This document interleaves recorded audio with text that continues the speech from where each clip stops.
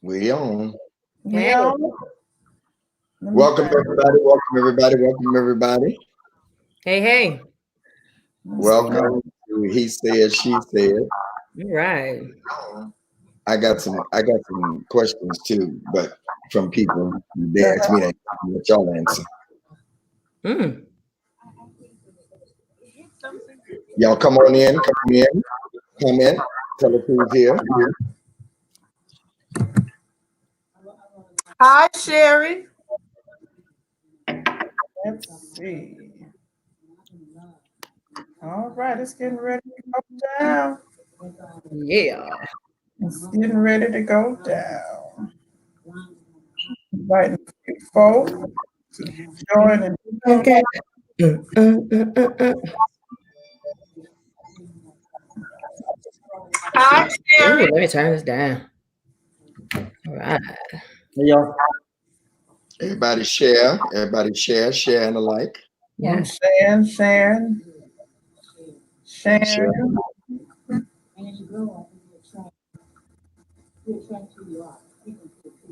We on YouTube.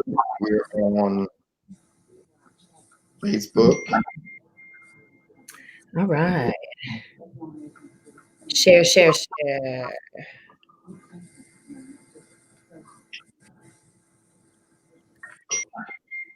I need that song on Facebook. Yeah, what's his name? I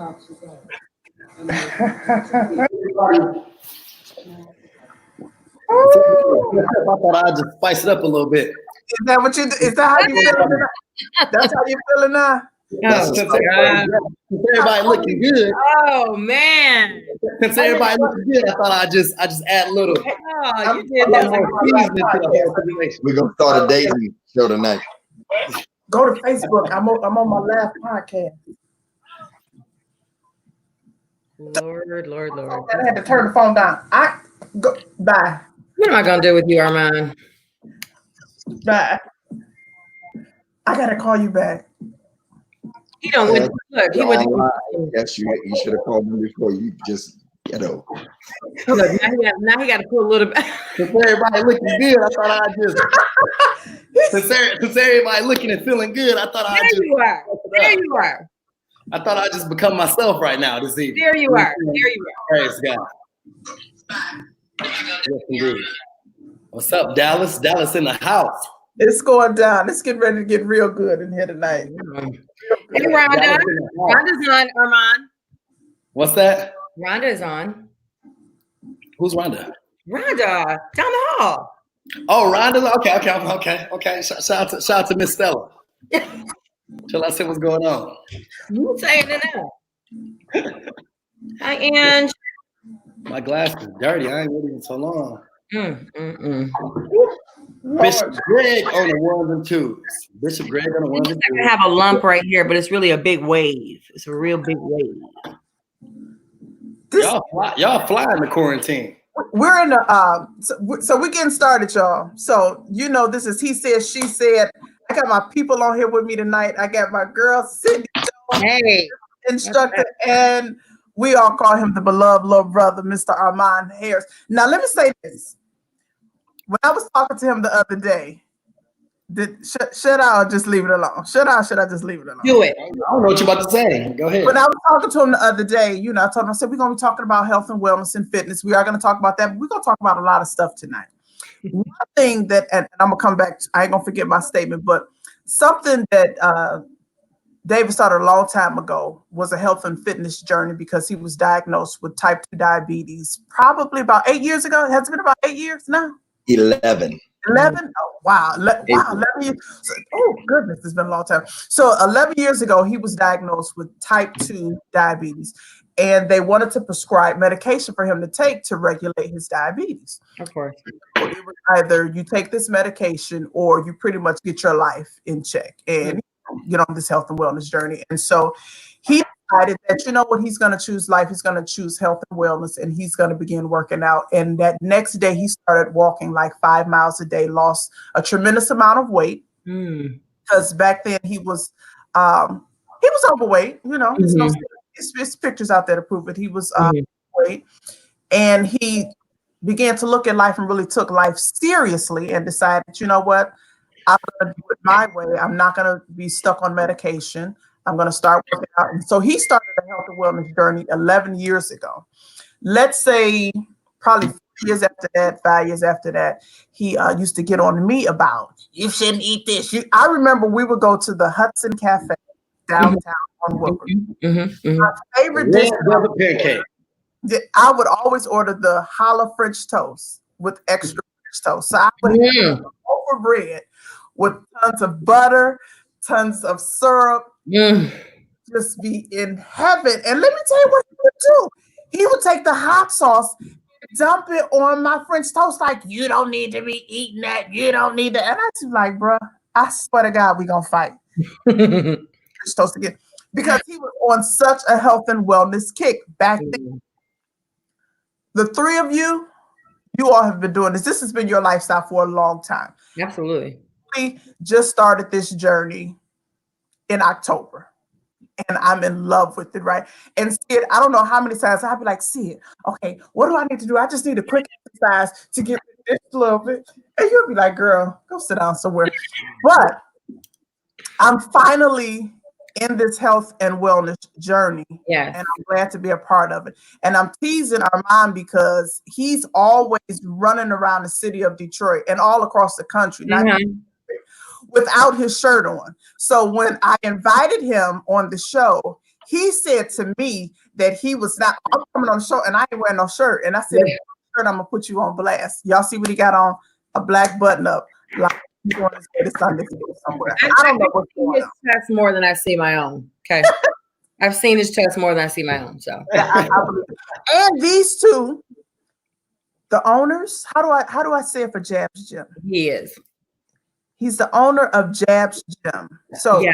I own it. Sydney just the main attraction. They're like, I'm Otis. You know, right. everybody come to see me, Otis. I'm lead trainer, lead instructor. there you go. So if you're in the metropolitan Detroit area and you're looking to seriously get fit, you can tune in to Sydney 5 days a week because she either has a kickboxing class going on or just some Butts and guts. Look what I got. Look, it's not a game. Yes. Down here. That's all you need. That's Resistance bands to get you, since the gyms are closed and you can't go to the gym. That's the gym in your pocket right there. To work out at home. Get you Absolutely. Perfect. That's all you need. It's all you need. Get you some. So me and my brother was talking about today's show, and he was like, what we gonna talk about? I said, everybody in the quarantine is really talking about, this has been a good time because, I've been able to spend some time with myself. I've been alone. I've been thinking. I've been clearing my head. And you know what? I realized that, the guy that I was messing with, he ain't no good for me. So I'm looking for somebody new, or the girl that I was messing with, she ain't no good for me. Or I can't find nobody. Or when I come out of this quarantine, I'm going to find Mr. Right, Mrs. Right. But the question is, during your time in the quarantine, what have you been doing with yourself, huh? I've talked to people and they like, girl, I done gained 30 pounds. What? Ain't no way. Nope. Look here. This is not your freshman year at college where you're freshman 15. You better send all that weight back. Right.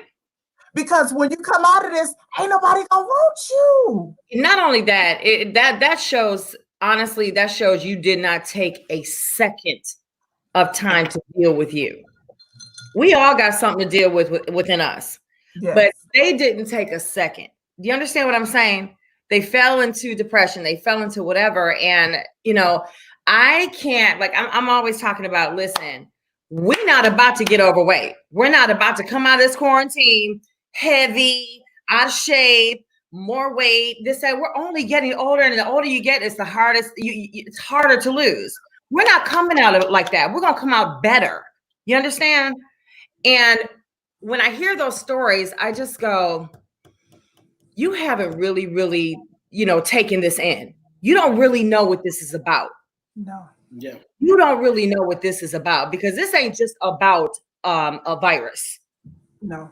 This is not about a virus. Okay. And that just, again, it just shows me that you haven't taken a second to really deal with what this is and yourself. I've been frustrated because I was on a mission. Mm-hmm. Like this year, I turned 45. I'll turn 45 in a month. Woo! Yes, baby. And I had body goals. Yeah. Nicole Murphy is Mm-hmm. body goal. She's goals. And she's like 50 plus, right? Absolutely. Absolutely. 5 kids that she let pass through her body, and she is impeccable. And I'm like, if she's looking like that at 50 plus, I have no excuse. No excuse. You know, you're going to find that people are going to say, okay, yeah, we're talking Nicole Murphy.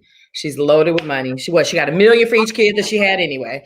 She's loaded with money. So the money, you know, she has ways to have like the trainer and the perfect foods and the perfect system to keep herself in shape, and together. You know what I'm saying? But even that's not an excuse. It's not an excuse. Because I don't want to look exactly like her.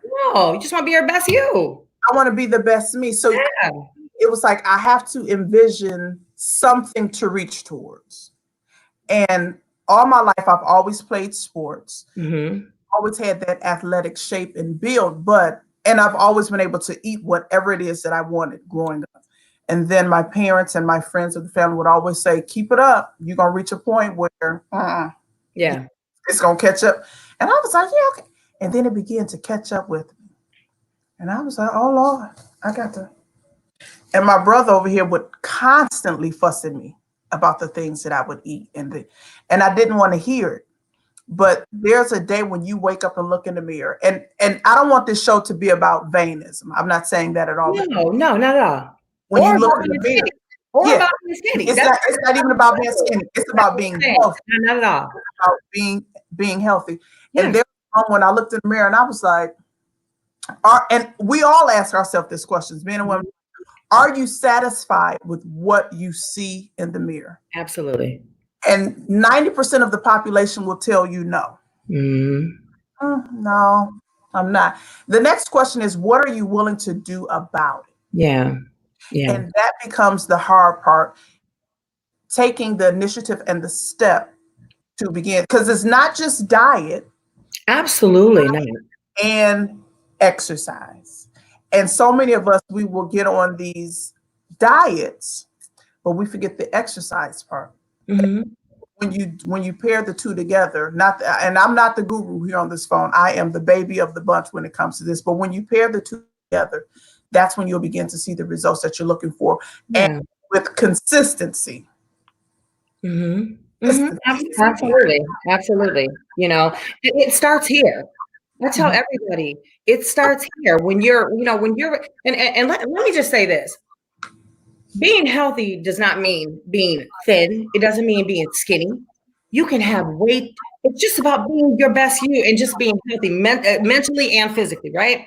Not just when we say overweight, people who just don't care about what they're eating and, just unhealthy fried foods. Don't get it twisted. I'll have some fried foods. Everything is in moderation. But right, you know what I mean? You have to realize that, first of all, health and fitness, it comes in all different sizes. Yeah. Health and beauty, it comes in all different sizes. I don't want anybody to think that we're talking about being skinny. That's not it. I was overweight for many years of my life. My top weight was 185. I'm only 5'3". I just got tired. Yeah. I got tired of feeling a certain way. I got tired of looking a certain way. I got tired of being sluggish. I would fall asleep in school all the time. It just didn't work for me. Yeah. So it clicked here that I was just tired of feeling like that. Yeah. That's the only way. That's when it worked. And I've had weight fluctuations all my whole entire life. I've had an eating disorder that I don't mind talking about. But so I'm here to say, you know what I mean? It's just about being healthy, being your best you. That's all it is. Yeah. So any size. Go ahead. I'm sorry.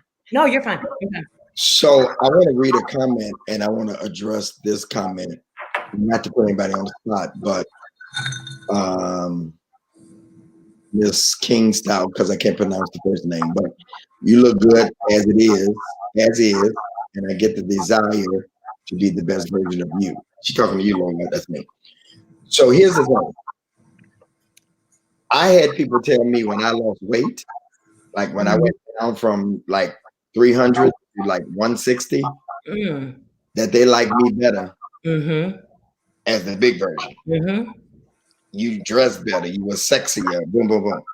So what they was really telling me, Armond, is that they really like me sick. That's something. No, seriously, because they like you need to go back to that, because I mean, so you can't go by the opinion of people, you know, even in because it's a relationship too, but even in dating, you know, you have to be the healthy version of you for you first. I always say when you look for the right one, you have to become the right one for you, and then you will attract from there. But I said on this, and I'm done. I said on this quarantine, we don't lack time, and you two probably would really agree with that. You like discipline. This is all about discipline. Yeah. Going out and going to jabs and going wherever you work out at. You know, you sit there and Netflix and chill and all that stuff, and you won't take 1 hour out of the day for your health. The decision was easy for me when the doctor told me I could lose limbs, I could lose my sight. No, I'm going to the New Balance gym shoe store, and I start walking 5 miles a day that very day. I've been walking. I lost mine from walking, but then I started running because I got bored. But running, hiking, you know, mine is all cardio. But I just think it's discipline. And anybody who doesn't care about yourself, and you can't listen to other people about how you should look. And you're very right. Skinny don't mean you're healthy. No, not at all. But that's what the media does. TV says if you got and social media now. So go ahead. I'm sorry. I'm on. You're 100% right. 100% right. No, I hear it, and I think now more than ever, you know, because a lot of times people think of, you know, focus on the vanity point of it, right? Being healthy from a standpoint of like, let me work out so I look a certain way, which I think is important, right? It's important that you are, that we all are confident in who we are. And I think now we're starting to realize one more time, every time it comes up, we realize we get the short end of the stick culturally. Now, about the Black culture and the brown culture, we get the short end of the stick because we haven't been living the healthiest life. You know what I mean? We oftentimes. Are you guys getting an echo for me? I'm hearing an echo. Yeah. Okay. We oftentimes. Let me put this in here. I got mine. Maybe I don't have enough furniture in here. I probably need to borrow some furniture from y'all. Maybe I need to crowd my wood floors with some more furniture. You just moved. It's okay. My girl had more furniture. She said, "You should put some more furniture." I said, "You know what? Yeah." You hear me? Much better. I was like, what is that? Oh, I still hear it though. Armond, is that you? What's that? Is that you? Okay, now I don't hear. Oh, well. I don't know what it is. No, it could be me because I got the headphones on now. So okay. Yeah. But no, I think that now we're starting to see the real impact or the seriousness of not living healthy, because we think it's all about having abs or having a plump booty or all these different things. But it's about, you know, living, because we see the way the coronavirus is taking out people who have been slacking off when it comes to health and wellness. You know what I mean? It's because you're not sweating every day, your immune system's not, you know, working every day, and you're not producing. You know, it's easy for that basket to get caught up in your lungs. You don't got to breathe hard. You're not running. You're not breathing deep. It's easy to sit in there and just watch you out and just wear you down. And that's what coronavirus is doing to some of us who are not even elderly. You know what I mean? So it's so important, man, as a culture. And I love all people, but as a culture, it's so important to be serious. It's not about just, you know, the coolness of the gym. It's about living. You know, it's about being around for your grandkids. Absolutely. You know, you say something about the coronavirus. You all know my friend Beth. We were going to the gym 5 days a week. She was training with me. Yeah, she used to train with you. And then we started going to the gym like 5 days a week. And when all this corona stuff broke out, and, you know, people that we know, we know several people that have died. We know several people that have been in the hospital. And we've been at functions and events that, you know, It just spread like wildflowers. But what was crazy, I've worked with people in my that has it, and and I'm like, it's been all around me. It skipped past me, and I'm grateful because the work ethic that I had developed in going to the gym, and people was telling me, you going to the gym too much. You don't have to go every day. It don't take. Let me tell you something. We have one life to live. One life to live. And if we don't live this life and be young, we're going to end up in General Hospital. You better understand, we have one life to live. And I'm so grateful that I've had people around me. I'll just say the three of you all, just speaking from the immediate circle right here, that you all have always pushed the health and wellness. You never like force it on anybody, but you all have always made it available. Like, yo, you want to work out, you can come down. And 7 days a week. Yeah. And I thank God for my brother because he's been on me for years to do it. Like, sis, you need to. And I'm like, yeah, okay. Because here's the biggest misconception. People think just because you're slim, you're healthy. Man. Yeah. That's the thing. People think because you're slim, right, healthy. No. Not at all.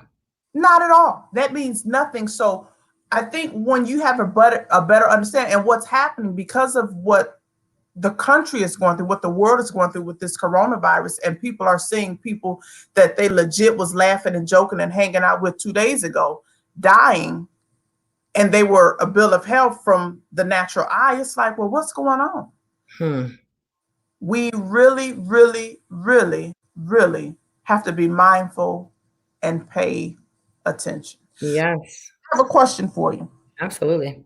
You've Mondays, Wednesdays, and Fridays, those are the sessions that I attempt to attend. Oh, my 10, yeah. Yes. At your 10 o'clock, you do training with these resistance bands. It's a gym in a bag. What's the importance of resistance bands? First of all, the great thing is that there's different strengths, right? So there's everything, as you can see, she has like 20. Yes. So there are ones. Let me tell you how I got on like hooked to resistance bands and then realized that just how incredible they actually are. About a year ago, maybe about a year and a half ago, I blew my knee out. Thank God I was this short of getting surgery.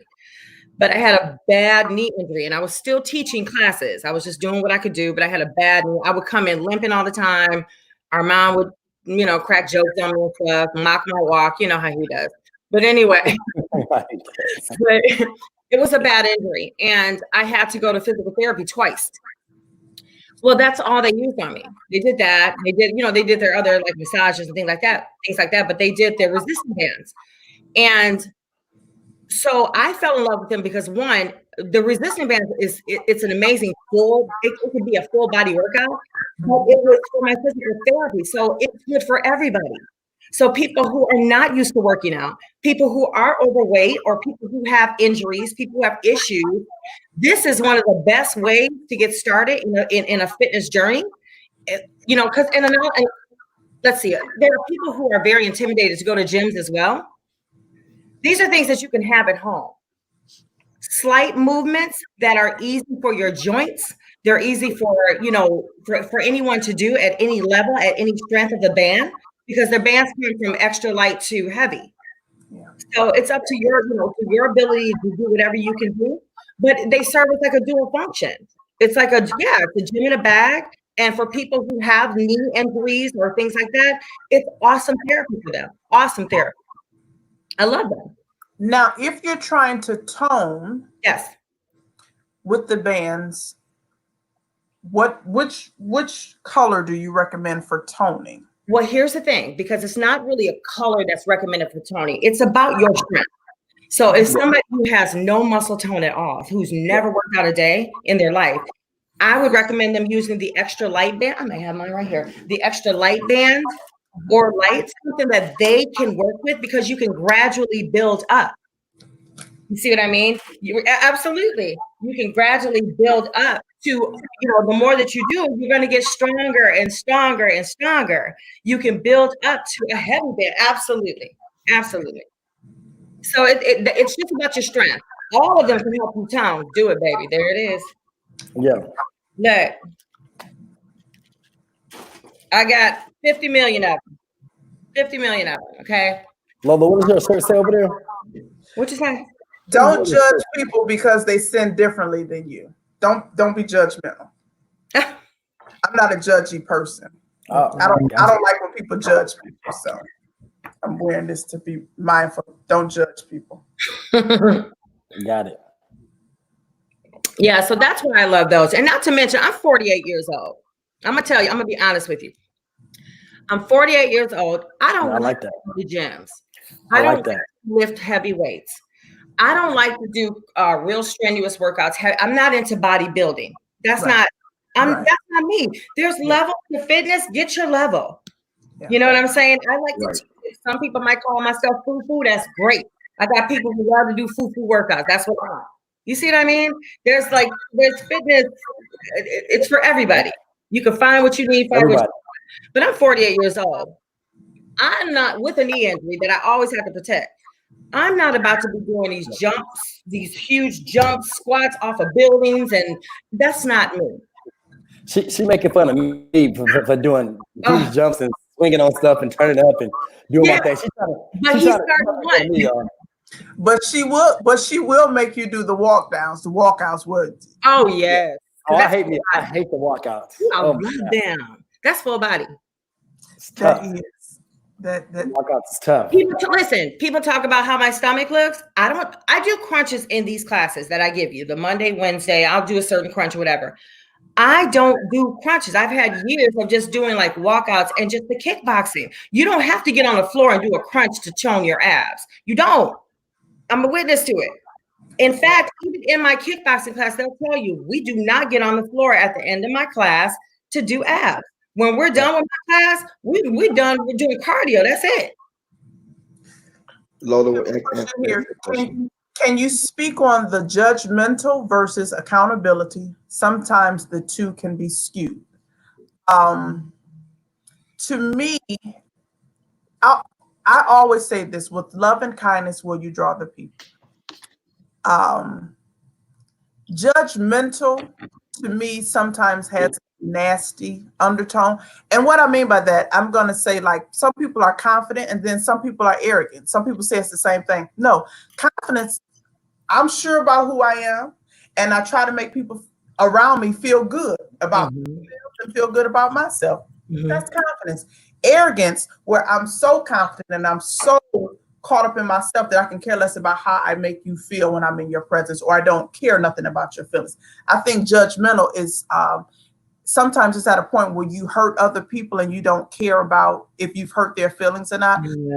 Ability, I think sometimes is where we just give that gentle nudge, because I'll say my brother, he was always, instead of being judgmental of me, telling me that I needed to work out and you should do this. It wasn't that he was judging me. He was just trying to push me into a direction that was best for me. Because sometimes people can want something for you, but you won't get there until you want it for yourself. That's it. That's why I said here. It's that little nudge that you give someone to be like, because for me, I needed an accountability partner before I went to the gym. Something that I always wanted to do. But I didn't want to go by myself because, to be honest, like I said, I was athletic. I played sports in college. I played sports all my life. But I hadn't been inside of a gym to work out. 1996. Absolutely, yeah. And I finally went back in the gym October 2019. But I had someone go with me as my accountability partner. And after I got going, I didn't need them to go. Like, I'll go by myself. I don't need nobody to go with me now. Yeah. I'm going to go because I'm at that point mentally. So with that accountability, you need someone to help give you that push until you're ready to stand on your own 2 feet. It's almost like the training wheels of life. Absolutely. Once you take those training wheels off, you're self-sufficient, you're independent, and it's something that you can handle on your own. Accountability partner, you understand what it is that they're trying to say to you, and you're not offended by what they've said to you. judgmental, you become offended because what they said and in the manner in which they said it, it had no love and kindness attached. Absolutely. Absolutely. I think the judgmental is the more of a talking down to Yeah. than lifting up. Mm-hmm. When you are judgmental, you kind of make a person feel bad about themselves. Mm-hmm. Accountable, you're right on. See, I could say all those things to Lola because I was doing it myself. You have a lot of people that's judgmental and they're not doing it themselves. They're just talking. Mm-hmm. So when you're accountable and when you're trying to encourage somebody, you're uplifting them. Yeah. You're not talking down to them. Judgmental is like it's a bad vibe. You're talking down to them. You're making them feel like a piece of mess. Yeah. Yeah. But what I also on the flip side of that is sometimes a lot of us think that, we think that somebody's being judgmental to us when sometimes, that person's delivery might not be where it needs to be, but what they're saying is good word, right? Sometimes somebody's saying something to us and they might not know how to put it or how to say, hey, you know what I mean? And then you'll go home and you'll think about it like, man, maybe I do need to change some stuff up. Maybe I can be a little softer in that. You know what I mean? So it's not always for the communicator to bring it all to bring the gap all the way. Sometimes it's for the person being communicated to say, hey, look, I'm willing to get better. I'm willing to learn. I know that I may not be right all the time, even if I realize it later. You know what I'm saying? Because a lot of people are, Aquarius and Leos and got certain signs. A lot of us are a little bit stubborn in receiving that. But it's important that we self-reflect and understand that if that person means well for you, you know what I mean? Whatever they're saying, they probably saying it with a good heart, and they're probably just trying to get you to go in the right direction. So yeah, absolutely. Let me shift a little bit.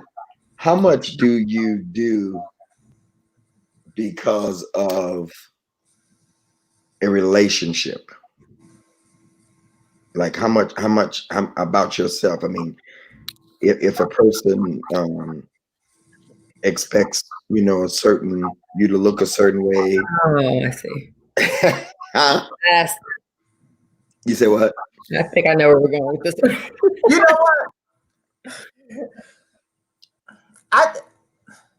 I think it has a lot to do with the individual. Good question.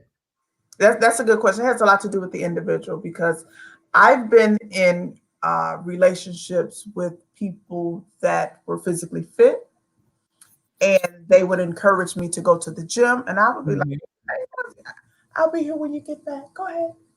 Because I didn't have that desire. Mm-hmm.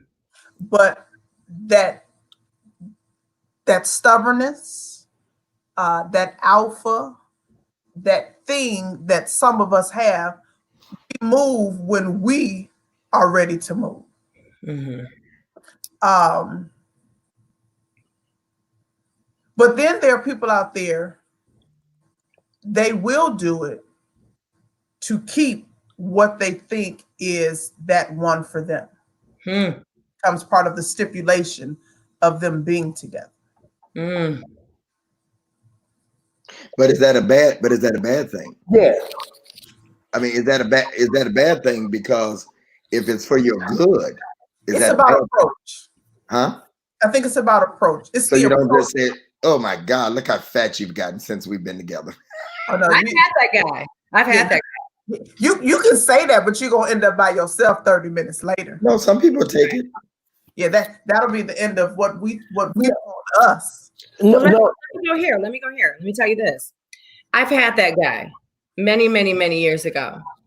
And that guy is what caused me to have an eating disorder. Wow. Okay. Wow. That's what caused me to have an eating disorder. And I said this on one of my posts that I took 10 years of all type of abuse from that situation. And then it took me another 10 years after I was done to get rid of my eating disorder. So I literally had 20 years of an eating disorder. Because of somebody. That individual who told me I was fat, I was not pretty enough, I wasn't this, I wasn't that, all that. So what that taught me was, I don't care. It's about when it comes to me and my health and my physical fitness and what I want for me, it's about me. Yeah. It's about me 100%. Who I choose to be with is going to love me. Yeah. You know what I mean? He's going to love me. And if I gain 10 pounds tomorrow, he's still going to love me. But is that fair? Yeah. Yes. No, hold on. Yes, fair. Here we go, y'all. Here we go. No. Here we If go. I met you, I'm with you, Bishop. It's fair. we gotta pick it up. If I met you that way, if I met you at 130, obviously that's what I saw and that's what I liked. Man, you on that tip. But he met me at 175, 185. He met me there. But I think we need to draw the line, though. We need to draw the line because I think what Bishop's saying is on the other side than what you experienced, Sydney. I think Sydney experienced somebody who was toxic, right? Somebody who was dangerous and somebody who was doing it wrong, right? Was just not a good person, right? On the flip side of what Bishop is saying, look, hey, babe, I know I met you and I was taking good care of you. I was taking you out to dinner. I was opening your doors and I was taking you on trips. But now I don't really feel like doing that. You know what I'm saying? And what Bishop is saying, because I'm flipping it on us now, not just on the women and how they look and their appearance and everything. You know, same thing with a man. I met you, babe. I was outside running. I was on the river walk every day. And now, you know what I mean? I got you now. It's okay for me to slack back a little bit and blame you for feeling a different way about me. I think that's not the deal we came up with in the beginning. I think it's important to, and of course, I think I'm the most inexperienced on the call. I will acknowledge that. But I think that if I came to you and I was a certain way, I'm going to keep that up. If you came to me, you was a certain way. Not only do I want you to keep that up, but I want you to get better.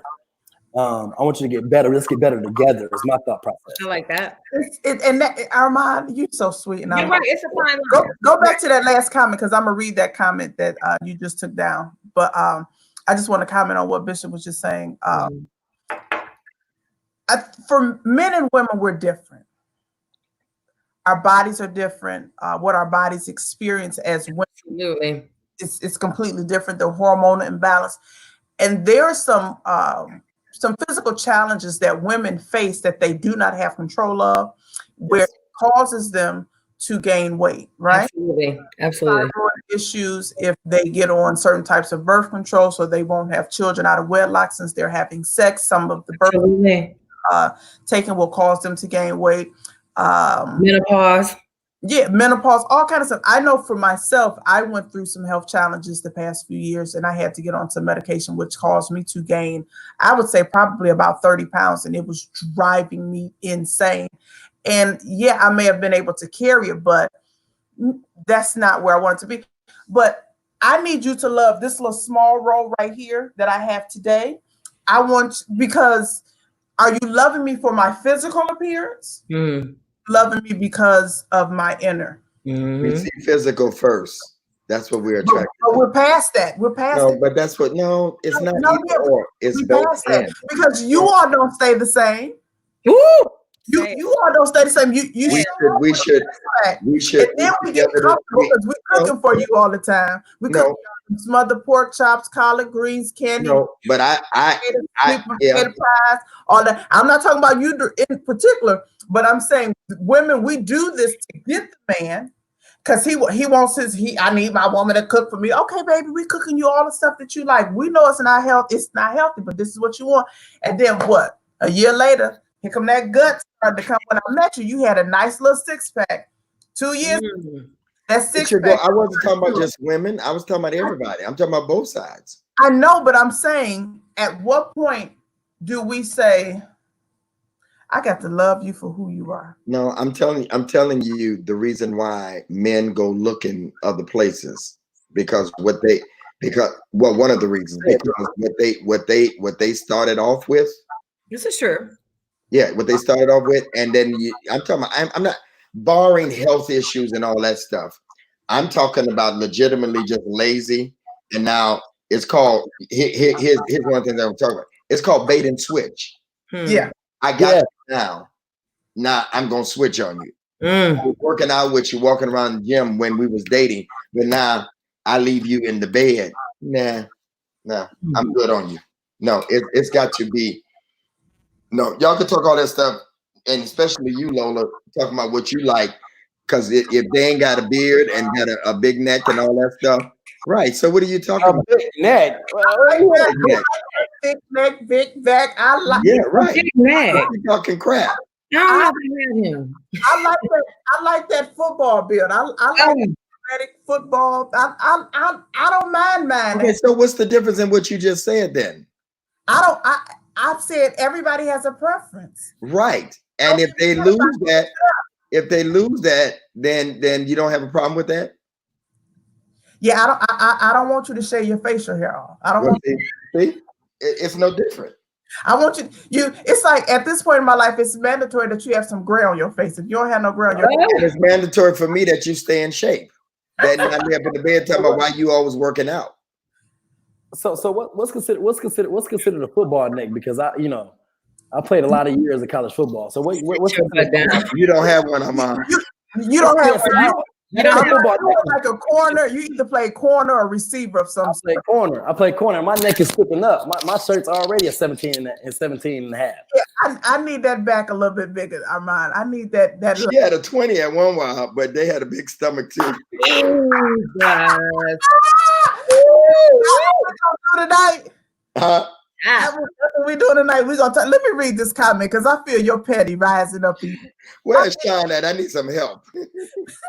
My ex would see me slim down and say, don't lose anymore. I like the other side. So I felt like I was in limbo about not getting too slim. True story. Honestly, God, true story. So before I got into this gym journey, or in the midst of this gym journey, I had a friend tell me that they had ran into someone and they was having a conversation. And the person that said to them, yeah, you know, I told Lola she need to get in the gym with her fat behind. For the people that's watching. And I'm like, they told me? I'm like, anybody that know me ain't nobody rolled up on me and said nothing of that nature. Me wanting to go to the gym and getting in the gym was because I said when I turned 45, I was going to be the coldest 45. It's like I had goals. I had because as women, we remember what we used to look like. Absolutely. We remember what we call those good old days when we used to turn heads and we used to shut it down and say, I was and shut it. We remember those days. And the older we get, it's not that it's an insecurity. And I do not want to compete with no 20-year-old, no 30-year-old. I'm my own competition. Yeah. But when you know you can be better, that's what I was chasing. Like, you know what? I've been out here playing. Let me see what this will look like if I put just a little bit of effort behind it, a little bit of consistency. Let's see what this will look like in 6 months, in 10 months. And hopefully it'll transition into a lifestyle. And that's what happened. But I'm never doing anything because I'm trying to keep somebody's attention for myself. Yeah, but whatever you did to get them is the same thing you do to keep them. Praise the Lord. Preach tabernacle. You do the same thing that it is. That's why you have all these problems in marriages and relationships. Because Bishop, I'm sick of it. Bishop, say it. I'm sick of it. This is true. That's not what they want to come home to. I'm telling you. This is the issue I have. When we try to tell y'all, y'all don't want to listen. We listening. So you mean to tell me? We listen right now. Somebody said to me, Bishop just wanted his way. No, I wanted the way it was when I met you. No, he wants his way. He wants his way. But are you the way you were? Absolutely. So look at all that hair on your face. Let me tell you something. This is right here. But that's more attractive than the way I was. I know, but how long did I tell you, hey man, put some hair on your face? Put some hair on the face. What they do it? I ain't dating nobody. So what? I'm No, saying. but I'm talking about back in the day, before he grew this beard out, right. I would tell him, you need some hair on your face, because he used to wear this look clean, shaven, all innocent looking, trying to look young and stuff. I told him, get some hair on your face. I said, when you get some hair on your face, them girls gonna be at you. Now look, I got a clean shaven look right now, and I'm going ... I ain't going to continue that. I got a clean shaven look right now. Yeah, but you the baby of the bunch, baby. She done fell out on him. I have to deal with this man every day of my life for the rest of my life now. I'm just saying that both parties need to try to stay. Both parties. Both parties. No, Sydney, I'm not just saying just the woman. Yeah. I'm saying both parties. Let's get into the weeds. Let's get into the weeds. When a man goes looking elsewhere, his eyes is wondering. When a woman eyes is wondering, we don't want to look at ourselves and say, hey, what can I do to make sure that I keep reinventing myself and keeping my mate excited about me? And we don't want, because that's heavy lifting, Bishop. That's heavy lifting. We don't want to do that as a people. Men don't want to do it. Women don't want to do it. You know what I'm saying? We want to say, oh no, I want you to take me as I am. Take me as like we coming into the church or something. I want you to take me as I am. Take me the way I come. No, it's about consistently. If I'm committed to consistently developing and being better, I want you committed to consistently developing and being better. You know what I'm saying? And that's just point blank period. And people don't want to hear that. They want to, they want to get where they little comfortable position. They want to be comfortable. I got them now. I got her now. Right. It's right. And it don't work that way. When you get a muscle, when you build a muscle, you don't have that muscle forever. That muscle is for rent. And every month, every day, the rent is due. Now let me ask y'all this.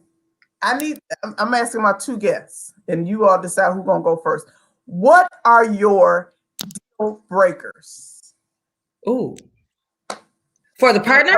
Our partner? When it comes to dating, yes. Go ahead, Sid. So are we coming out of fitness? You're coming out. We out. We're coming out.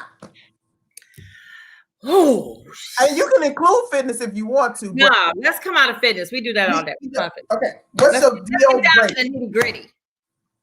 Let's get down to the nitty-gritty. Yeah, let's go. Let's get there. Armond, you go first because you're younger. No, you the lady. Go first. Ladies first. Oh, here we go. Now y'all want to argue about who going first. Okay, so a deal breaker in dating. Gosh.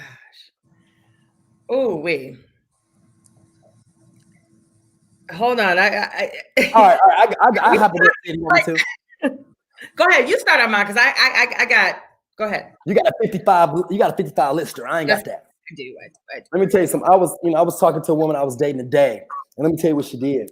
I don't appreciate it. I'll be very vocal about it. Okay. And sometimes I gotta catch myself because she's watching right now. So go ahead. She might be. She can be watching. I might transfer this to other people too.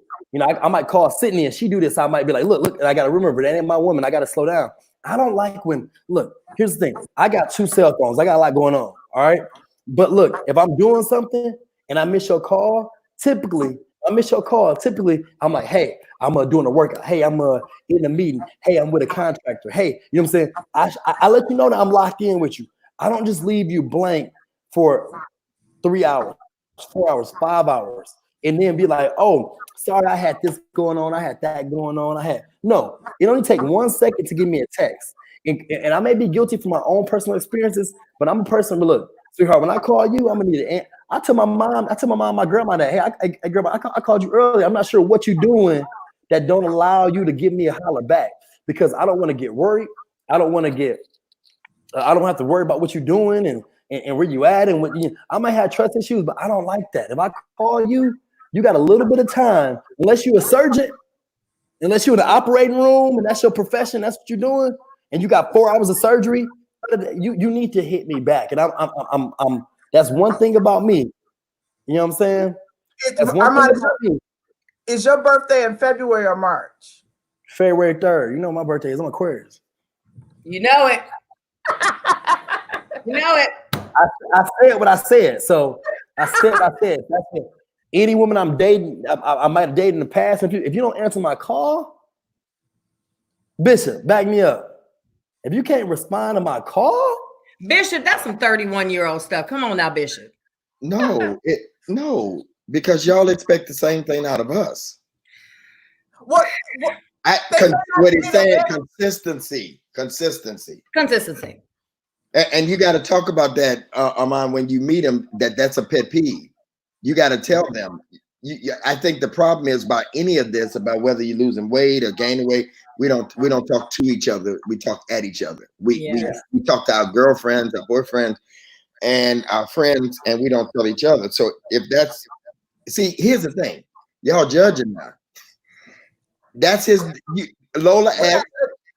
We inspecting the fruit. Lola asked what his deal breaker was. He's right, but they don't want to live with that, Bishop. I told them my deal breaker. They like, no, I want to go missing for 3-4 hours. I want to go. Then you're not the one.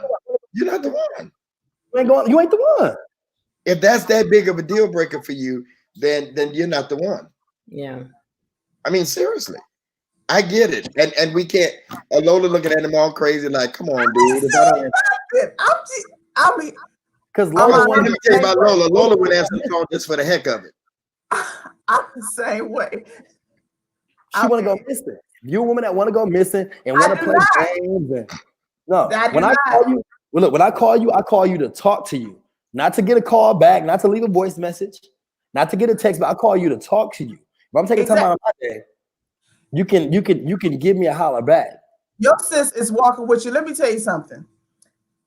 Busy people, like truly busy people, don't have a lot of time to waste. So if you take time to call someone out of your busy, they appreciate that. So I'm not judging you. You can't be needy now. Oh, no. See, my thing is, I'm not gonna call you much. It be needy, can be called every 5 minutes. No. Bishop, here's the thing. I'm not gonna call you much. So when I do call you, that's with anybody. Okay. My phone is mostly to receive calls. My phone's to receive calls. So when I do take the time to call you, hey babe, thought about you, want to give you a holler, you know what I'm saying? You know what I mean? If you answer the phone and say, okay, hey, I'm doing this, I get back to you, that task, we don't have tasks. Humans in general don't have tasks that last typically past 2-3 hours. We got breaks in our schedule. I don't care what job you got. Like I said, if you're not in surgery, generally we got, Bishop, you going on a run, your run might last you an hour or two. Sydney, you doing a workout, your workout might last you 45 minutes, an hour. You know what I'm saying? Lola, you doing your makeup might take you an hour. But after that, I need a holler back. Can I make an announcement? Ain't nobody that busy. I don't care who it is. You can take, I'm serious. Let's deal with that. You can take out some time to text or just say, hey, I'm thinking about you. Yeah, absolutely. Tells you, I agree. A person tells you by their consistency where they are and where they're not. Absolutely. I feed off of your energy. Period. You show me nothing, I give you nothing. You show me something, I show you something. I'm going to pursue you. I'm not going to chase. I chase after the Lord. I want you to put your bishop hat down though right now. I ain't chasing after you.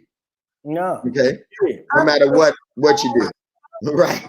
Yeah. No. Okay, and Bishop, look at that comment. That comment say she can't answer your call all the time. I'm not saying answer my call all the time. Matter of fact, you can always send me the voicemail, but right afterwards, I need a text.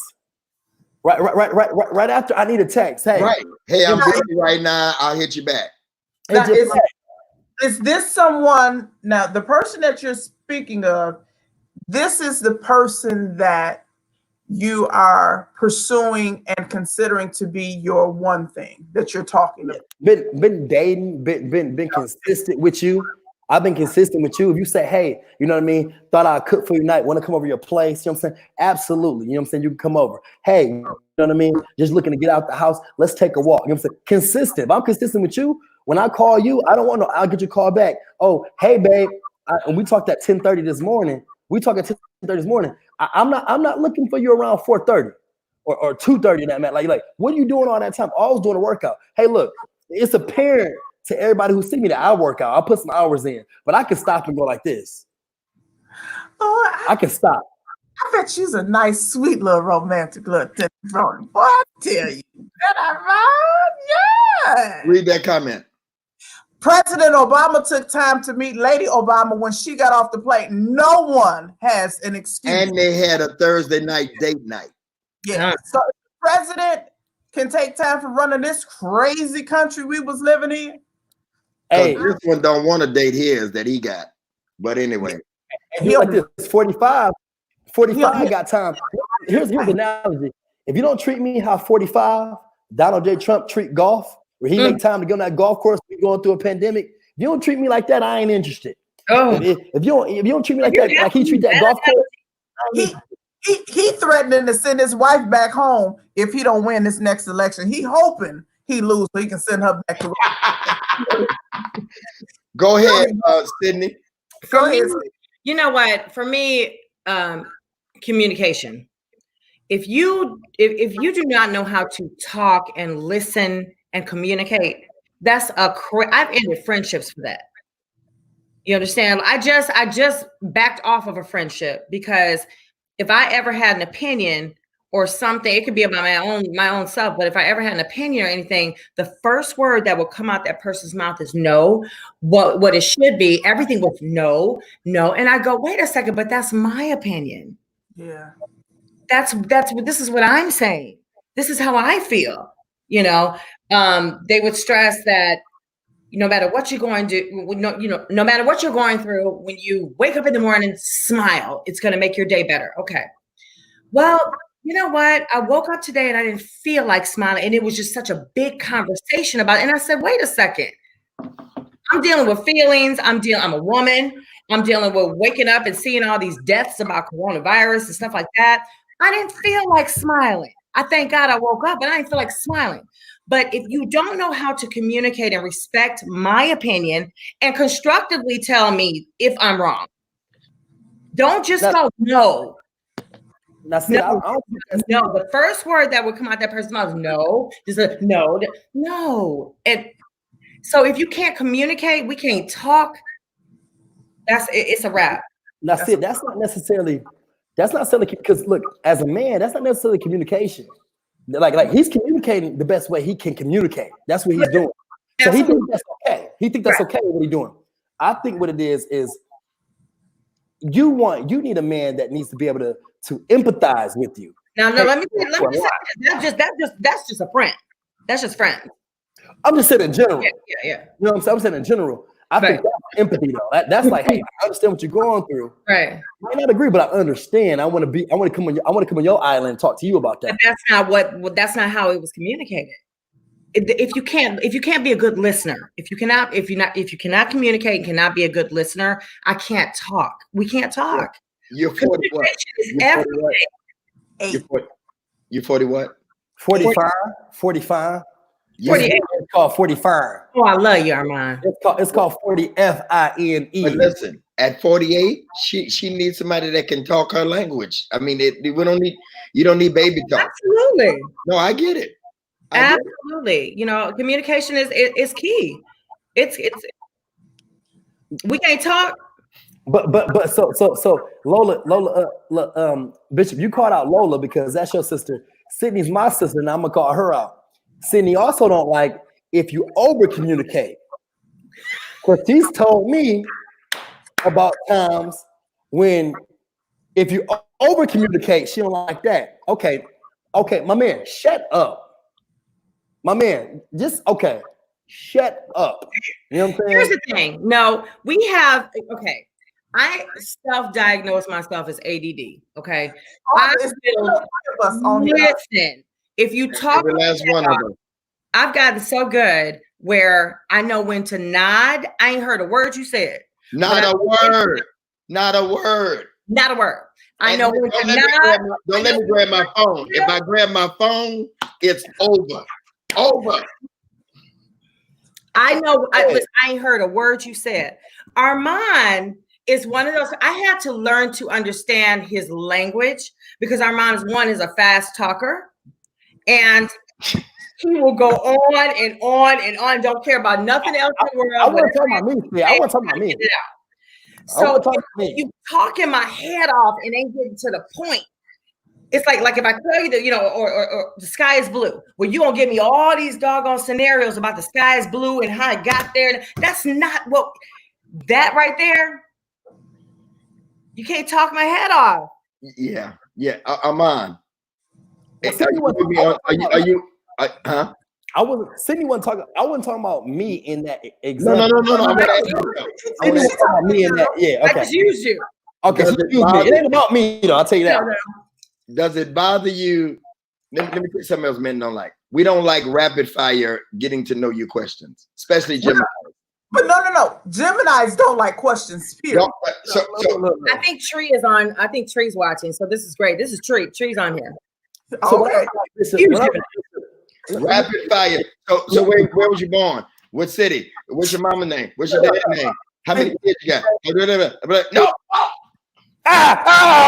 Look. Don't do it organically. What I don't like is you ask all these questions and then you be like, so why are you single? So why are you single? Aren't you happy that I got a break in the last relationship I was in? You know what I'm saying? And I'm single right now to communicate with your simple self. Oh. You happy with that instead of sitting here talking about, so what's wrong with you? Okay, would you prefer me to say I'm married so I can cheat with you? Is that what you prefer me to say? Oh. It seems like they'd be more interested in that. It seems like women, Bishop, it seems like women were more interested in you being in a relationship and saying, look, I'm willing to cheat, rather than saying, hey, you know what I'm saying? Look, you know what I mean? I broke up with my girl in February, and I just hadn't found exactly what I was looking for next. So are you women, you want to waste time talking about that on why I'm single and I'm such a good catch? All this got to be wrong with me. Let me say this. The devil is in the details. So I think during the dating phase, this is our fact finding. So let me go forth in saying I hate not in one night. Yeah, you know I'm walking with you. I'm walking with you all. Not in one night. I don't want not in one night. I'm with you. I'm walking with you, but I have to give. I don't want to get to the car and take my gun and just like, oh my God. But people need to ask certain questions early to identify if there's going to even be a date number 2. Absolutely. What questions is that? Name them. What questions are there? Don't ask me. So you want to get married? No, we ain't even. Eat your pasta. Eat your surf and turf that you ordered that you don't order when you out on your own date. On your own date. Try them oysters that you ordered. Huh? Try them oysters that you ordered on my tab. Ooh. Right. Come on. So here's something. So do you all feel a certain kind of way when you take girls out and they're ordering the expensive things on the meal? Look, that's well, I ain't gonna say. You can tell if come on now. No, you can tell if they're not that kind of girl. Yeah, this ain't your lifestyle. I don't have a problem with that. Lola, tell him I'm not cheap. No, far from it. And you want to know why? Because you ain't broke. Come on, go ahead. Broke. Okay, she love to hear me say that. I ain't broke. Listen, even in the pandemic, I ain't broke. Bishop, how many times did I see you in the restaurant, looked over and say, hey, Bishop, good to see you? How many times did I see you in the restaurant and say, it's good to see you over here enjoying your meal, Bishop? Absolutely. You know what I mean? So certain questions you just don't ask right away, though. Yeah. It's a turn off. Yes, it is. Yeah. Even for us. Well, it's kind of annoying because I would have had conversations just in general, and you trying to mark up all these questions, and after I answer all these questions, you still might not be the right one. So it's like you trying to get me to check off all these boxes for you.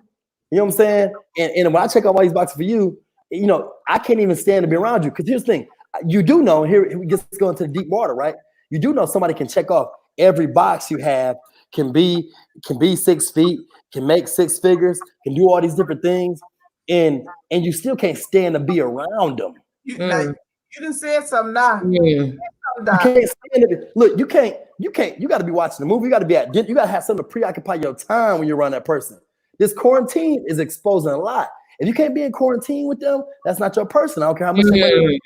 I don't care how big they butt is, or how big their chest is, or how pretty. Watch it. We got Say, take it easy. Let me tell you something, and go there because the sex can be amazing, but you irritate me. Oh, there you go. There you go. I'm Yep. talking when I was married having sex. Right. No, are you talking about what you heard? I'm talking about what I heard, Bishop. I heard that. Because I've heard that sometimes you only call people just to get the sex, and after it's done, okay, go ahead and lock the door on your way out. Okay, all right. And don't call until this is what I've heard.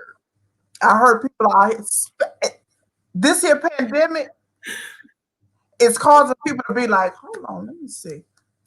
Man. You been out the house lately? And the problem with the pandemic is you can't use that as excuses. Look, I gotta go to work tomorrow. You can't use that as an excuse. Ain't nobody gotta go to work. No, you can go get the bread every time it's out though. The hut, this folk going to get it. Oh, I'll go get that. Oh, I'll go get that. Oh, honey, don't worry about it. I'm going to get it. Ooh. There are people, because of this pandemic, and I've said to people, you know what? You got to live with the choices that you've made in life. But it's people that are miserable at home because life has caused them to be so busy that they just go home to eat, sleep, wash, and go do it all over again. That's it. And now that we're home, they're finding out. Who are you? I don't even like it. Wow. I don't even want to get in the same bed. But here's the scary part. People are upset because for the longest they've had their side piece, they girlfriends, they boyfriends that they've been catting around with, and now to blame to say why they're not at home, and it's like they're frustrated because they ain't seen their side piece out on their spouse. I've heard of a few stories. Absolutely, people are literally being abused mentally, emotionally, physically because they have not been able to get to their side piece. But that's because too, we don't get to know people before we marry them and live with them. We don't. Let me talk for me. We don't get to know them, and then we in this pandemic now you're getting to know somebody that you thought you really knew, and you don't know them. You work more hours with your coworkers. You know them. You could probably answer more questions than the wife can on the job about the coworker. You talk more to them, and now you're stuck with people, that you don't really know. I know. But the girl, here's the thing though. Where do we, and I need everybody on this call to school me, because I think everybody on here has been engaged or married or been in deep long-term relationships.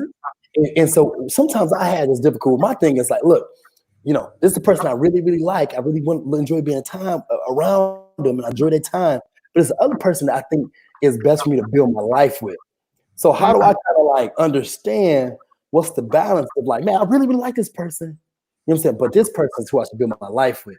That's the thing I kind of go with a lot of times. Now, which answer do you want? Because there's two answers we can give you. We can give you the right answer, the good answer of what you need to hear, but we can give you the real answer too. Because in life, and I don't know when you'll get to well, yeah, I do. In life, no. I think you sent the answer. Give me the real answer. I need the real thing. I'm getting ready. I'm about to give you the real answer. I'm taking notes. In life, you, the individual, you have to know where you are in life and what you're ready for. There are times in life where we think we're ready to settle down. We think we want this and we want that. But at 31, you still got a whole absolutely. Oh God, you got a lot of people. Oh God, because Armond, you're a nice looking young man. You're a business owner. You're single. You don't have no kids, do you, since the last time we talked? I got no kids. Okay, you don't have no kids. So you're what we call a hot commodity. So the world is truly your playground. You should not feel penalized. Don't ever carry the penalty of your choices, meaning you're single, you're free, you can do whatever it is you want to do. But the key is you have to be honest with the people that you're doing it with. You can date 10 women at one time. Yes, I said it. All I've known is to be a sister. 10 women? I'm just saying. But the key is, if you're going to do that, let them all know where they stand. Never lie to a woman, because right there. Never lie to a woman. Let her know exactly what it is you're doing. You know what? I see you, but I'm seeing somebody else. Allow her the opportunity to say, yes, Bottom line. To deal with you. Bottom line. You have to give her a choice. Absolutely. When you remove her choice, that's when you'll begin to start dealing with stress and drama. Because absolutely, at the end of the day, allow the best. Life is yet a game. He or she that plays the best will be the winner at this game. In your life, you're going to have people that's going to meet certain areas of needs in your life. Only you can decide which one is going to meet the need that you really need. You're going to come across people that, yes, you're going to build with, but building, do they satisfy you? Do they complete you? Yeah, you guys can do some wonderful things together, but are you happy with that person? Yes, they have a great business mind, but what that room look like when y'all leave, is it totally had a good time? Or do y'all just go in there and go to sleep? Like, these are some things that you have to think about. Absolutely. Absolutely. Yeah, people, but the key is about your level of honesty with women. Never lie to a woman. If you dating 5 girls, like, yo, right. Put it out on the table. Just say it. That's the easy part, though. That's the easy part, being honest and saying what you're saying. No, it's not. No, it's not. No, it's not. No, for me, it's easy. No. For me, look, baby, look. You gotta go, and because I got more things to do. But I'm saying from the standpoint of thinking long term, and I know that's, I got plenty of time and all that stuff, but I feel like at 31, I feel like I get the itch to make a commitment and say, look, you're gonna be the one that I'm spending, that I want to spend the rest of my life with, to build with that person. So I feel like that maybe it's wrong, but I feel like it's time for me to commit. Well, if you feel that way, do that. Right. One and commit. No one on the outside can tell you what's best for you. There's no age. There's no number on that. There's no number on that. No number on that. No number. If that's what you're feeling, Armond, then that's where you're at in your life. Do that. I was 30-something when I ain't lasted that long, but I did. My marriage only lasted 2 years, though. But I mean, we're still great friends. So yeah, me too. We still just married around. That's all. Yeah. Yours, top right corner, top left corner, huh? Hold on, what'd you say? Me and Sid was saying that we got married. It didn't last long, but we good. I'll tell anybody, I got the best ex-husband on the planet. Me too. Best. Me too. Yeah. And I cannot marry down. No. I don't think I'm gonna get married ever again, though. Hold on, what that mean? Can't marry down. So in knowing me, I always say that my father is the greatest man alive. I believe that in my world, in my life, he's the greatest man I know. I don't know a man. Absolutely. My ex-husband will probably be the second greatest. He was an amazing man, and he's still an amazing man. Our marriage didn't work. Absolutely. To this day. Amazing. And so I can't go and get anything less than how he handled, cared, and treated me. Wait. So why did you get rid of the second best man in the world? I don't understand. Life has its way of putting obstacles and challenges in front of you. And we had a beginning, a middle, and an end. And sometimes when you encounter people that's amazing, just because they're amazing doesn't mean that they're the one for you. Absolutely. I recognize. Huh? How long were you married? I was married for 2 years. We were together a total of 13 years. Wow.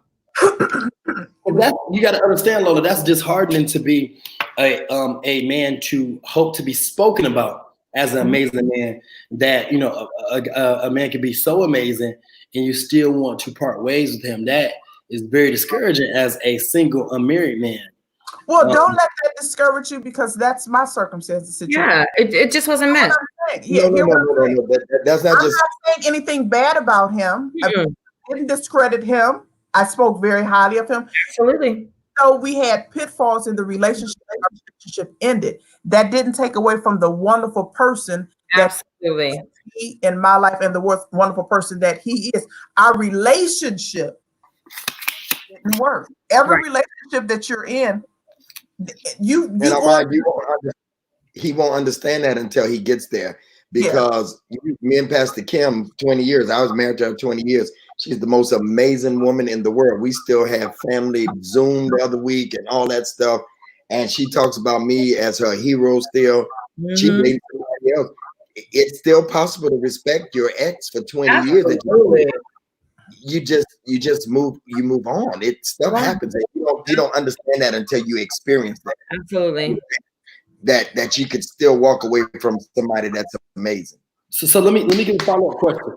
That's awesome. And let me ask you, just in case I am in this in this position and I don't have a number of Lola George and City Jones, I don't got a number of a couple of years, I don't have a number of never change it. You right? got it. How do you get the energy? Because sometimes I'm talking about from a girlfriend standpoint, getting the energy to care about somebody again, right? So how from a marriage, how do you get that energy to love and invest in somebody else again? Somebody else want to go? Because I want to be talking. Go ahead, Sid. I mean, it just happens, Armond. I mean, you meet people and, if that's where you're at that time with that person and it feels right, then there it is. It's not about how do you get the energy to do it again. Don't think that because you had a failed marriage or something that it's just never going to happen again. You know what I mean? But because it just happened. It just happened. You're right. Simply, that's the only way you can answer that. It really just happens. You're not cut off because the first situation didn't happen. You know what I'm saying? I call my ex-husband like on Facebook. I don't care who he with. In fact, I told him who I thought he should be with and they wound up dating and I love it. But I call him on Facebook all the time. Hey, beautiful ex-husband. You understand what I'm saying? It didn't work. He's a beautiful guy. It wasn't meant for me. But I'm able to love again. Yeah. I'm definitely able to love again. Everybody deserves love. And I tell people all the time, the three of us, we've been married and divorced, right? And each one can tell a story about our marriage and our divorce, what led to it. All of that doesn't matter. What the common thing we have in this scenario is that we've all been married and divorced, and it affected us differently. There are some people that have been married and divorced, and they've had such a tumultuous divorce that it has their whole image, absolutely, and relationships. The great thing is you're talking to three people where that's not the case. Everybody deserves love, but the key to love after being hurt is being restored from the pain and the hurt of the past. You yourself, you have to get to a space where you have fully recovered from that pain, from the devastation of the loss. I've talked about the love of my life dying suddenly of a heart attack in my world, right? And I can honestly say, because Bishop is my brother, I've dated people and we'll date for 2 months and then I'll be like, yep, I'm done. Date somebody else and be like, yep, I'm done. I'll date somebody else and be like, yep, I'm done. And then I had to realize, what was it? Because it's not always them. What's the common denominator in these breakups? You. Me. So I had to sit and say, what is it that's stopping me from allowing myself to be completely comfortable with love again? And I realized that I had not truly recovered from the pain of losing the love. Absolutely. And I was afraid to fall in love and enter into that vulnerable space again, where I would love selflessly, where I would be completely vulnerable to that individual and completely surrender myself to that emotion.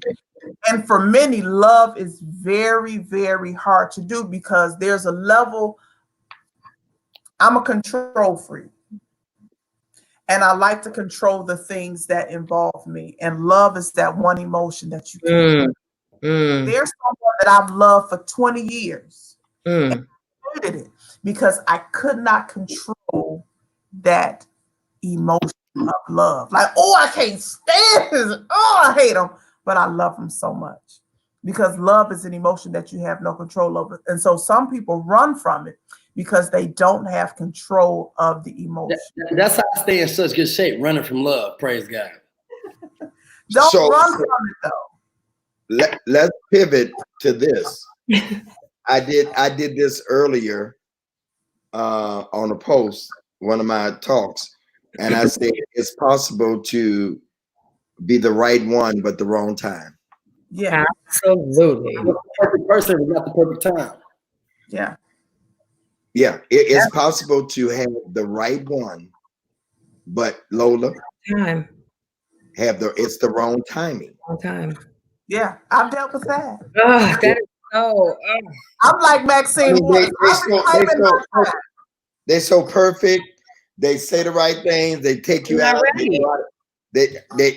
But it's just not good for you. You're not ready. You're not ready, and you need to let them. You need to, I say, well, maybe they'll wait and maybe they won't. But if it's meant for you. But how many times have we been in that situation? That they right. They all the way right. But you just in a bad place. And here's where we messed up at. We still embrace them with our messed up self. Absolutely. And then they become, I'm talking good, then they become the wrong one. Bishop, that was my marriage. Okay. That was my marriage situation. He was everything. He was amazing. But I carried the baggage of my 10-year abusive relationship into this man and this relationship who treated me like I was gold, didn't abuse me, complimented me, talked to me, helped me, pushed me. You showed me that I was better than what I had thought what I was dealing with. And what happened was, and I'm not going to, this is going to be real quick, but what happened was I looked up, we were together for 4 years, married for 2. And I looked up and I realized that this man loves me unconditionally, but I don't have the same feelings for him. But I married him because he was beautiful and he saved me to what I thought. He was saved from what I had been. So I carried my baggage into that relationship. But I got smart enough and I realized into the relationship and I said, listen, I love you, but I don't love you the way that you love me. And I'm not going to let you live this life, and I'm not going to be selfish and make you unhappy. I need you to go and find the love that you give me. I need you to go and find her because I have got to get myself together. I'm not ready. Yeah. You're 100% amazing. And to this day, still, he's the most amazing man other than my daddy. Yeah. Yeah. But I didn't want to take that from him. I didn't want to ruin his life. And I knew I was damaged. So I pulled out. I said, we have to divorce. And as painful as it is, you will thank me later. And that's exactly what happened. He thanked me later. And that was very big of you, said. I couldn't do it. I was dying inside. I was killing him too.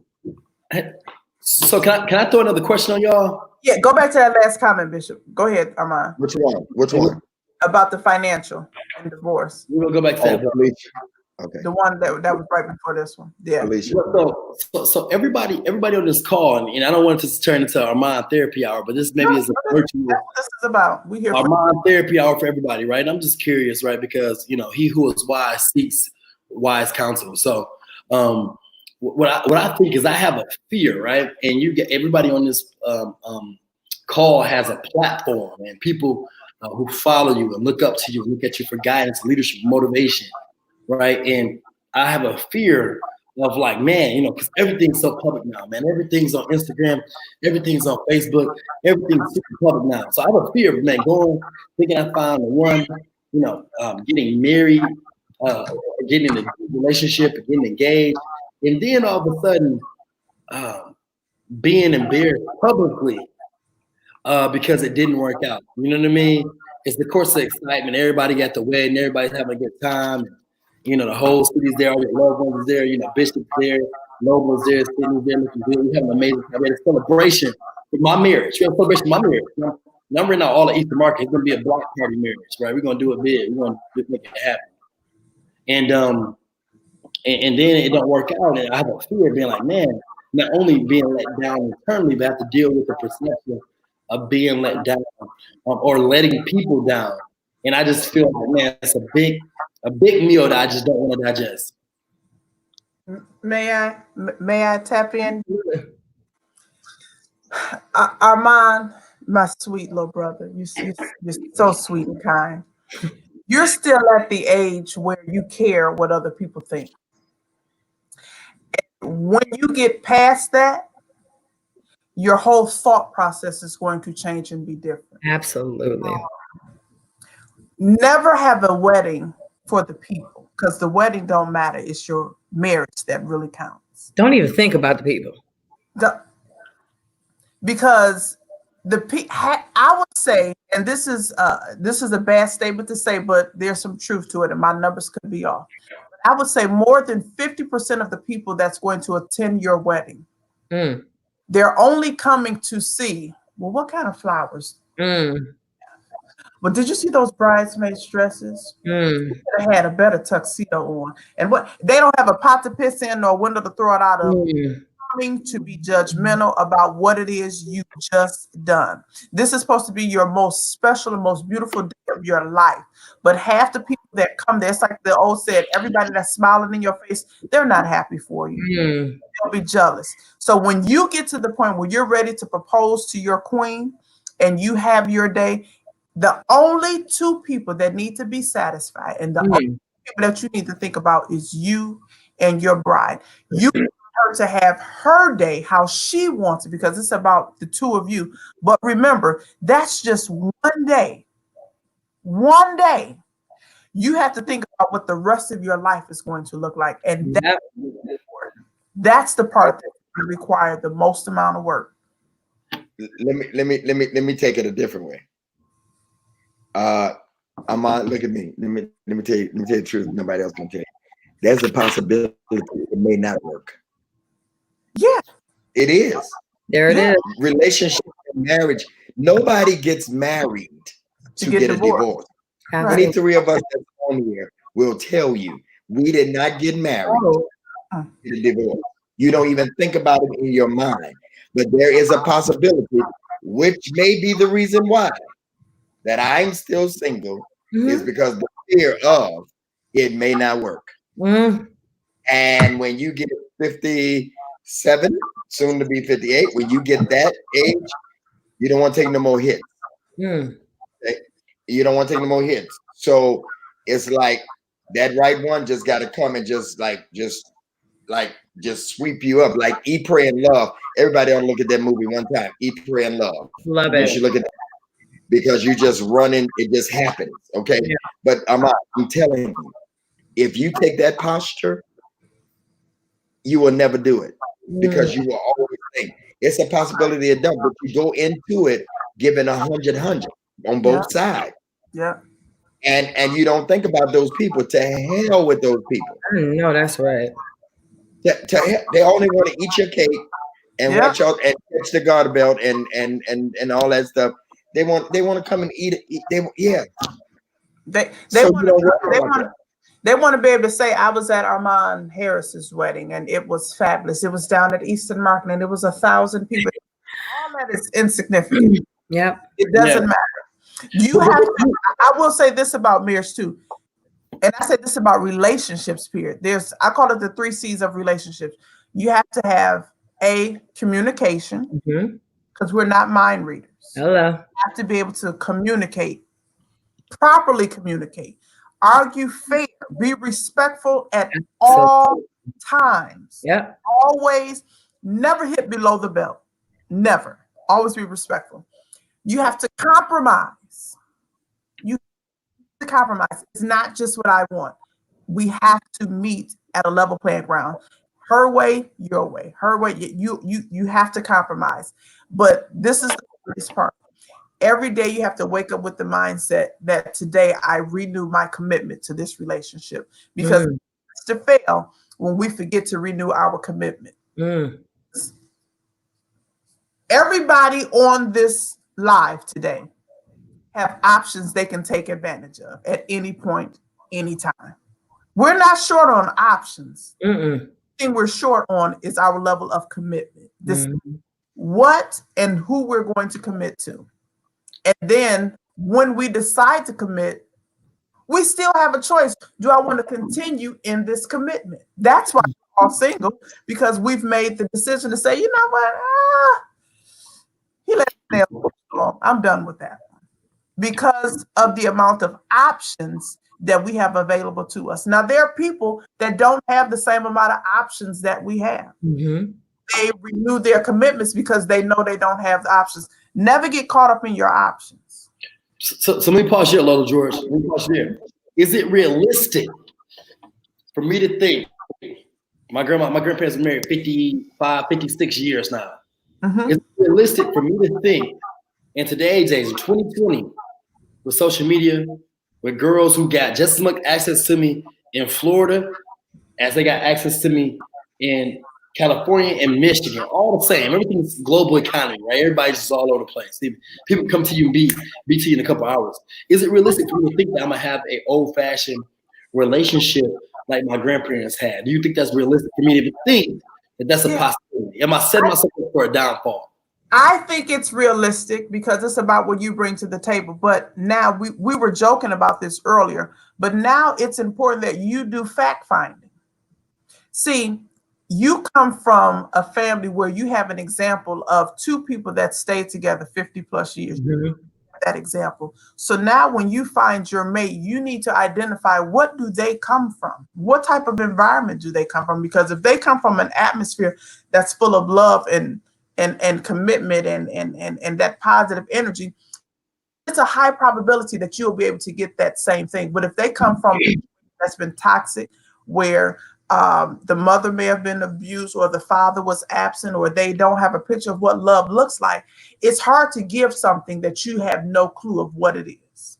So if they come from a broken home, I'm not saying that you can't have that if you come from a broken home, but I'm saying it gets kind of challenging because you're trying to figure out what that thing called love is. Bishop's grandparents raised him. They were 60-something years, you said? 60-something years. 63, yeah. My parents, they've been married 35 years. I come from an atmosphere that was full of love, affection, all of that good stuff. So now when I get into a relationship, I mirror the behaviors that I saw from my mom. I never my father disrespect my mother. I've never seen my mother disrespect my father. I've never even seen my parents get into an argument or a fight. Now, does that mean in 35 years that they didn't get? Yes, they did, but they did it in the privacy of their bedroom or their personal space. So they kept it appropriate, where my mother didn't have this attitude for the next week or next month where she wasn't talking. Experience that. So for me, when I say it's important that you fight fair, I'm just mirroring the actions that I was able to see. So you have to dig into a person's background to understand what they come from, because where you come from is a direct reflection of who you are today. That is 100 right there. So you can have that, but while you're dating, do those fact findings and spend with their family. Go and spend time with her and her family, because that's going to show you a whole lot. That's what they would be like. Having fun, or are they over there fighting? Because if they come from an atmosphere where they fighting and there's a lot of chaos, that chaos and hell going to be in your house. Absolutely. Yeah. Well, I appreciate it, guys. You guys have given a wealth of knowledge. I'm ready to read. Here we go. Here we go. About men. I'm ready to read my book and just understand what's the truth about me, and understand that I'm a dog. According to Divine Franklin, according to Divine Franklin, I'm a dog, and I'm gonna be a dog. You're not.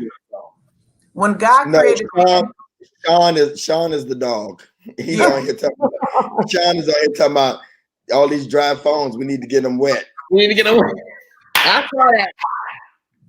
I saw that. Look. Oh, but she coming back for him. She talking about, can't nobody wet this phone. It's got to be quality options. Ooh. Say it, girl. You got to have quality options, or they're not options. Okay, let me give y'all one more question before we go. We dealt with the right one time. Right one, wrong time, right? We dealt with that one, and so we're saying that is possible, right? Yes. Okay. So is the right one worth fighting for?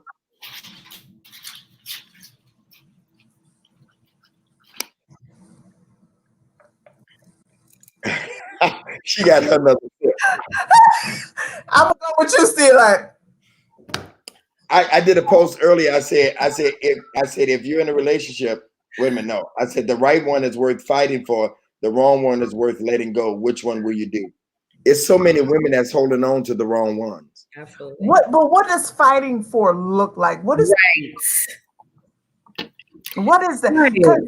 Bishop, nobody wants to be lonely now. Nobody don't want to be lonely now. I mean, does it mean a big mess up in the relationship? Maybe he may have done something or whatever, and you're like, oh, okay, let me think about this. But we have this. I'm gonna need to fight for this. And he's a good guy. And I mean, what is that? Because sometimes this is where I am at, right? And no disrespect, if this gets back to the last person that I dated, no disrespect to you, sir, none. But what I'm saying, if your actions show me that I'm not the one, then I'm okay with releasing you from all duties and responsibilities concerning me. Like, because you're just not that into me. And I'm okay with that. Because my grandma said, well, I ain't gonna say what my grandma said, but I don't want nobody that don't want me. Yeah. So your actions are showing me that I'm not at the top of your list. I can't be on your calendar of upcoming events or things to do. I am the thing to do. I am the calendar. You can't put me in a schedule that's not going to work for me. And if I'm not the priority, then okay, bye. Hey, I tell you what, don't worry about me no more. So when you say fight for it, more so if they're a good person and they're right and everything else right, but they made like Sydney said, and they made a mistake. At what point do you just don't throw them away? Now, I think trust is earned. You got to earn the trust back. You know what I'm saying? You don't just walk back into something for whatever it was. And I'm not just talking about cheating, but do you think that we give up too easy? I know Geminis do. Because when I think back on a situation, Be careful. Walk light, Doc. Walk light. Where you going? Me. I'm talking about me. I said walk light. Where you going? Yeah. Okay. Go ahead. But I mean, stuff that you really made a big deal over, it could have been worked out. Yeah, I'm sure. But the fact that you didn't work it out, how you feeling right now? How's that working out for you, your decision? I move on. I'm a Gemini, but you still be like, you'd be like, that wasn't enough to walk away from, but you're okay with that decision. Because and so now I challenge your statement right now. I ain't talking about what you talking about though. No, I'm not. I'm being real because I'm not gonna go down. I'm not opening up no doors and walking down no streets with you tonight. But I'm saying, for those that I've seen you fight for stuff before. I've seen you put in the work. I've seen you, try to recapture. Like, I've seen you. So here's the bigger question. Do men fight more than women? Say it again. Do men fight more than women? Like, do we fight? Sydney, have you ever fought? Do you fight? We talk. I fought. You fought? Okay. Really? Okay. I fought. I don't think men fight as much. You think women fight more? Women fight more. Women fight more. They do. Oh, I'll be honest with you. The second you do something I don't like, I'm out of there. I'm okay. I walked away from 20 years of marriage. Armond, you a lie. Oh. He a lie. I'm gonna say that. No, look. Are you out? No. You a lie. I fight if I'm the one messing up. Only time I fight is if I'm the one that messed up. If I didn't mess up, I'm out. If I mess up, I want mercy and grace and patience. If you messed up, I'm out. Lies. So why is it now? So you just opened up a little box that Pandora holds. When you mess up, you baby, please, baby, please. When she messes up, you out. Now, why is it that men can't handle? What is it? What is that weak thing that men have where they can't handle where a woman makes a mistake? What is that? Oh no, we can't handle it. If I ever found out one cheated on me, I'd be devastated. I'd shoot myself. I don't want to know. We win. It's just like we get sick. We feel like we're gonna be dead. We dead. We die. What's that famous song? I don't want to know. If you're playing me, keep it on the low. Cause my heart can't take it anymore. What's that song? Keep being a coach. You singing is not your. Oh gosh. You got the melody though. You got I the know melody. what you're talking about. I know what you're talking about. You know what? Fighting. I think there are some things. I guess there are some things that's worth fighting for. There are something. Absolutely. There are definitely some things that's worth fighting for. And I think the problem that three of us have on this call is that once you've been married and divorced, you got 20 years, you and I have 2 years, but we still have some where we have experience in a relationship. Once you've been married and divorced, it's easy to walk away from anything. Absolutely. Yep. And so that's what makes it more challenging for us, is because before we got married, we had a tolerance level that was probably, pleasable to all mankind. Now, our tolerance for foolishness, no. It's short. Pretty short. It's very short.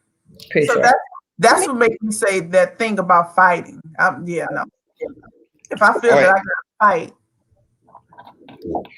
Yeah. Last question. Last question for the night, because it's almost 11.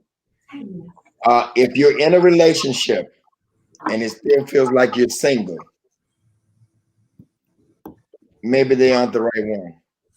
Oh yeah, if you're in a relationship, the right one will fill the void.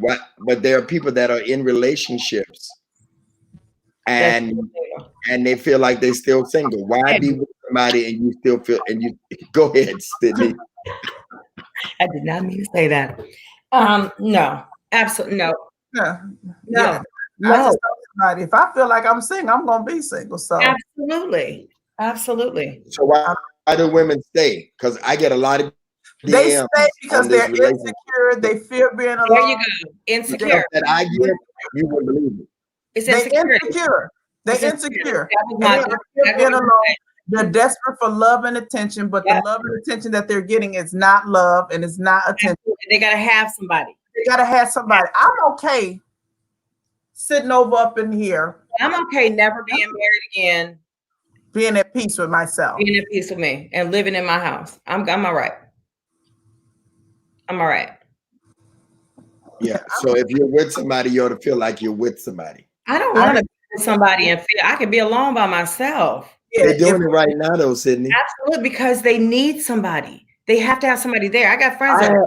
Let me tell you, I have had people DM me and ask for advice and say he keeps going back and forward with me and this other chick or chicks.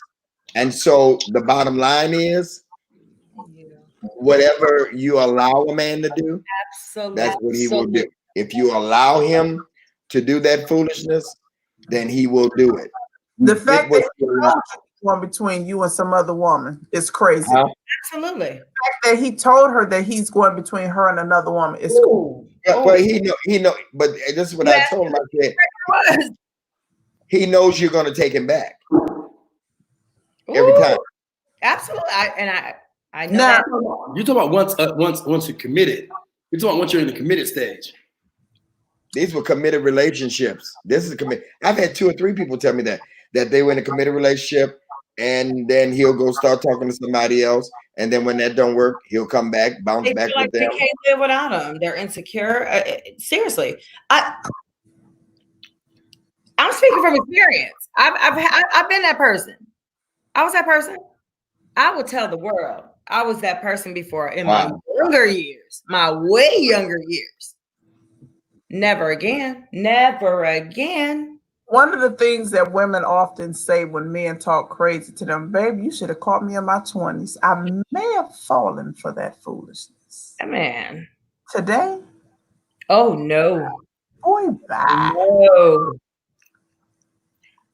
So if you're in a relationship and it feels like you're still single, you might as well be single. Absolutely. I'm going to be single. Absolutely. I have no problem making executive decisions concerning me. Okay. All right, y'all. It's been real. It's 10 minutes to 11. Sydney, where can we find you at? You can find me on IG. Oh, look, Lola. There he is. My big fat boy. So Sydney J Fit on Instagram, Sydney Jones Facebook. Yeah, I do live workouts that are free at 10 a.m. Monday, Wednesday, Friday. And I also do kickboxing workouts Tuesdays and Thursdays. All my info is on there, and there it is. And let me go ahead, Sid. That's it. Let me say this, guys. I joined her live. See, I work during the week, so sometimes I have to join it later because she'll kind of leave it up for a few hours. Well, I love you. Nice full workout. I told my friends to go and order their bands. You can get these bands off of Amazon. Yeah. Stay here. Will bring everything to your front door. It is my best friend. I've ordered these bands, these workouts, and she only does probably about 45 minutes. It's probably I've been going a little longer lately because I just I'm making it hard or whatever. Really like 35, 40 minutes. There it is. And then it becomes just this, you know what? It's just a great, loving, welcoming workout. It's like we're happy just to be with each other, especially during this time. Yeah. And then I tell people, I'm like, you guys need me. No, I need you. I need to see you. I need to see you Monday, Wednesday, and Friday. I need to talk to you and know that you're there. You know what I mean? So it's therapeutic for me. It's not just a workout. We thank you. I thank you. Oh, I thank you. I thank you. Armond. Hello, friends. All the single women. All the single ladies. I'm single. It's all good. You could find me and Bishop in Detroit on the riverfront riding bikes together. That's where you know it. Only place you can find me. I'm taking this as a sabbatical. I ain't talking to nobody. I'm just over here sleeping in for once and just enjoying the good word that I've been watching on YouTube and just enjoying my time. That's all I'm doing here.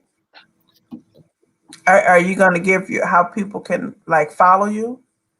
At Armond Rashad on everything. ArmondRashad.com. Armond Rashad on Facebook. Armond Rashad on Twitter. At Armond Rashad. You Google that, you can find everything that the Lord has blessed me with to be able to utilize my name. So somebody said repeat your IG. Who they asked about, Armond or Sydney? Somebody want to know. Somebody repeat. Who you want? Have them both repeat it. It's my name. Sydney J Fit. SYDNI Fit. Sydney J Fit on IG. And mine is Armond Rashad. So ARMONDRASHAD. And what's so interesting is my family. My name's Armond. My family calls me Ahmad, right? My family calls me Ahmad, and that's actually the brother's name who was slain some months back by two white supremacists. Funny they hit the same name. My family calls me Ahmad. My name's Armond. His name is Ahmad. Spelled different from mine, but very interesting. I thought I wanted to mention that. So yeah. All right, y'all. Thank y'all so much. And we're here. Lola, give out yours just in case. I can be reached on Instagram at I am Lola George and on Facebook at Lola George. So excited. I appreciate all of the love and support that you guys give us. We do this for you. This is not for us. It is for our entertainment, but this is for you. You can join us right here, same time, same place, next Saturday with He Said, She Said, and Bishop, it's on you. Thank y'all so much for being guests. Again, 9 p.m. every Saturday night. We're talking. So y'all join us. I'm Bishop Greg Davis everywhere. And we'll post some of this tomorrow. And y'all have a good night. Thank y'all. Appreciate you now. Take Love care. you guys. Thank you. All right Love now. you. Good night. Good night. Good night, John Boy.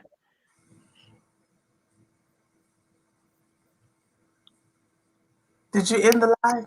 Hold on.